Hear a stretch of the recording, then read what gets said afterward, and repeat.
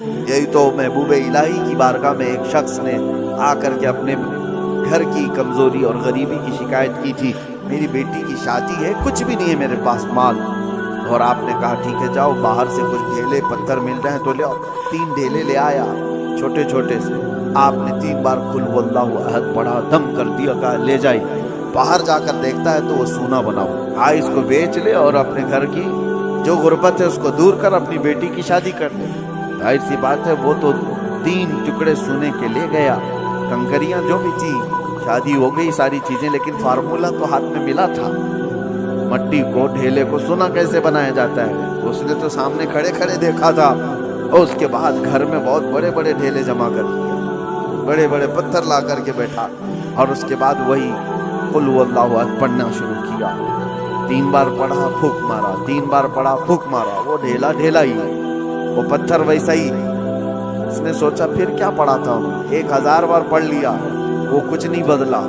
دوسرے دن وہ آیا، محبوب الہی سے پوچھا کہ آپ نے اس دن مجھے جو ڈھیلے کو سونا بنا کے دیا کیا پڑھ کے دیا تھا؟ کہا قل هو اللہ احد کا سورہ 3 بار۔ کہا میں تو 1000 بار پڑھا، وہ ڈھیلے بدل ہی نہیں رہے۔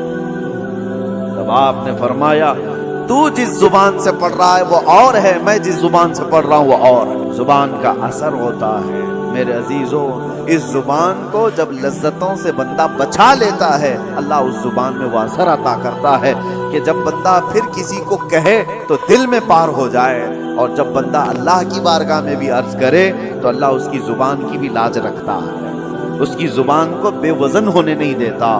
بس اب یہ رمضان سب سے بہترین موسم ہے، اس زبان کو پاک کر لو، کھانے پینے کی لذتوں سے بھی اور بے حیائیوں کی بھی لذتوں سے۔ جب یہ زبان پاک ہو جائے تو اپنے اس زبان کو عادت ڈال لو میرے مصطفیٰ کریم کی بارگاہ میں کثرت سے درود بھیجنے کی۔ اور ایک بات میں بتا کر رخصت ہوتا ہوں، حضرت سیدنا سلیمان جزولی رحمۃ اللہ تعالیٰ علیہ بہت پائے کے بزرگ ہیں جنہوں نے دلائل الخیرات شریف لکھی ہے۔ دلائل الخیرات درودوں کے مجموعے کا ایک ایسا حصہ پوری دنیا میں آج مشہور ہے، جتنے درود تھے سب کو انہوں نے جمع کیا، اور دلائل الخیرات پڑھ پڑھ کر کے کتنے وہ لوگ ہیں جن کو اللہ نے ولایت عطا فرمائی، اللہ کے ولی بن گئے۔ اس کو لکھنے والے سلیمان جزولی، کیوں لکھا انہوں نے؟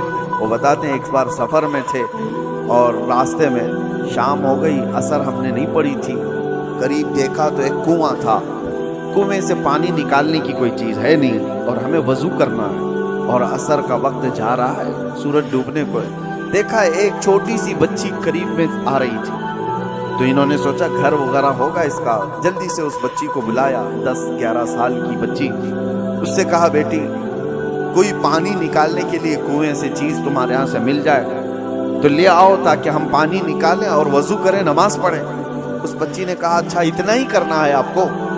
تو وہ قریب آئی، کچھ پڑھا اور کنویں میں تھوک دیتی، جیسے ہی اس کا کنویں میں تھوکنا تھا کہ پانی جوش مارتا وہ اوپر آ، کنویں کا پانی اوپر آیا۔ سلیمان جزولی کہتے ہیں ہم نے وضو کر لیا، دیکھا کہ اس لڑکی کی یہ کرامت، اور اس سے ہم نے کہا اللہ کی قسم دیتا ہوں بیٹی رک جانا، نماز پڑھ لینے دیں، ہماری عصر قضا نہ ہو جائے۔ عصر کی نماز پڑھنے کے بعد اس بچی سے آپ پوچھتے ہیں بتا تو صحیح کیا پڑھ کر کے تو نے اس کنویں کو اس طرح کا حکم دیا؟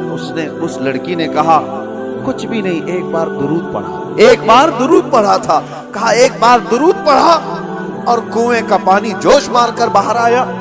اس بچی نے کہا بات در حقیقت یہ ہے کہ میرے والد نے ہمیں تربیت ایسی کی، کبھی ہم نے اپنی زبان پر حرام غذا کو لگنے نہیں دیا اور کبھی حرام جملہ زبان سے نکالا نہیں۔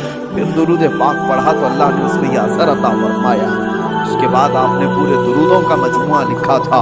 اسی لیے میرے عزیزو زبان کو بچاؤ، اس کی ہلاکتیں بہت بڑی ہے، جب یہ ہلاک کرتی ہے آدمی کو تو کافر بنا کر چھوڑتی ہے۔ یہی زبان کے جملے ہیں جو انسان کو اسلام سے خارج کر دیتے ہیں، ایمان سے۔ یہ گانے گاتے دیکھتے ہوئے نوجوان ان کو لگتا ہے انٹرٹینمنٹ ہے، اس میں کتنے ایسے اشعار ہیں پڑھتے ہی آدمی کافر ہو جاتا ہے۔ خدا کے خلاف گانوں کے ذریعے سے تمہاری زبان پر لگا دیے گئے، یہ بندہ وہ گنگنا رہا ہے اور کافر ہو گیا۔ کون کافر بنا ہے؟ تمہاری زبان۔